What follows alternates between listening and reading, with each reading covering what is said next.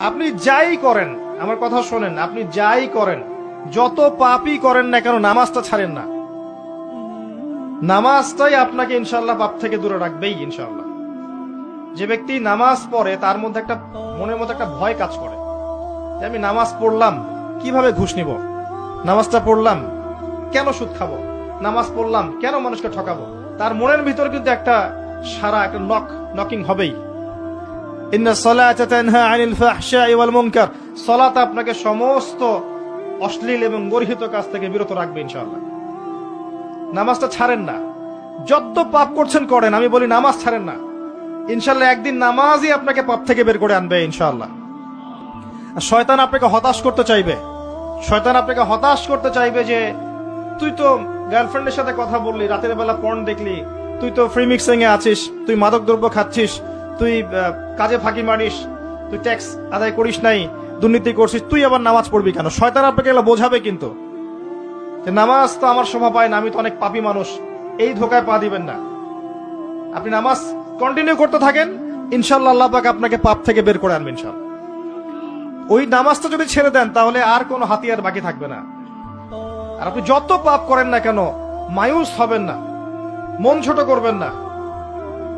আপনার একটা সেজদা, যে সেজদা আপনি চোখের পানি ঢেলে দিয়েছেন আল্লাহর কাছে যে আল্লাহ আমার ভুলগুলো তুমি মাফ করে দাও, আমার তওবা তুমি কবুল করো, ইনশাআল্লাহ দেখবেন ওই একটা সেজদা যদি কবুল হয়ে যায় আল্লাহ পাক আপনার সব গুনাহ মাফ করে দিবেন ইনশাআল্লাহ।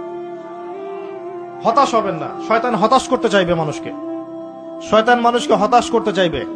এমনকি আপনার যদি পাহাড়ের পরিমাণ ঋণ থাকে, ওই ঋণ শোধ করার ব্যবস্থা আল্লাহ পাক করে দিবেন ইনশাআল্লাহ তাআলা। হতাশ হবেন না, নামাজ ছাড়েন না। আর আমি একটা কথা বারবার বলেছি, আবারও বলছি যে চলমান যে 3G 4G নামাজগুলো চলছে এগুলো থেকে নিজেকে দূরে রাখবে। সব এখন ডিজিটাল, নামাজও ডিজিটাল। দেখা যায় যে 5 মিনিটের মধ্যে 4 রাকাত নামাজ শেষ মাশাআল্লাহ। ইমাম সাহেব যদি 10 মিনিট পড়ায় দেয় তাহলে তো তার চাকরি নট। বোঝেন না এত তারা, আমার সময় নাই, আমরা ব্যস্ত মানুষ, এত সময় লাগে নামাজ পড়তে। ইমাম সাহেবকে বলছে, কমিটি ইমাম সাহেবকে চার্জ করছে, অথচ ইমামের উচিত তাদেরকে চার্জ করা। উল্টে গেছে এখন আর কি। ওইদিকে আসবো আমি। দাসী তার মনিবকে জন্ম দিবে, মানে সমাজের ন্যায় অন্যায় ভালো মন্দ হক বাতিলের মানদণ্ড উল্টে যাবে। দাসী কখনো মনিবকে জন্ম দেয়? মানদণ্ড উল্টে যাবে। আসেন রিল্যাক্সে নামাজ পড়বেন ইনশাআল্লাহ। আল্লাহ পাক তৌফিক দান করুন। নামাজের মধ্যে যা পড়ছেন এটাকে বোঝার চেষ্টা করতে হবে অর্থটা, তখন দেখবেন নামাজে মনোযোগ বাড়বে ইনশাআল্লাহ।